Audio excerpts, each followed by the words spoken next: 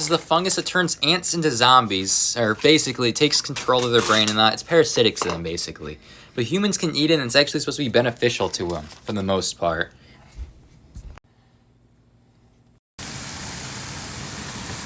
It's cooked now, maybe a little hot, but I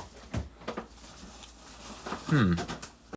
It's like a little bit sweet, but a little bit nutty. There's not much more flavor to it. Less than I actually expected, but not bad. Texture's fun. Not like a noodle. A sweeter noodle, though.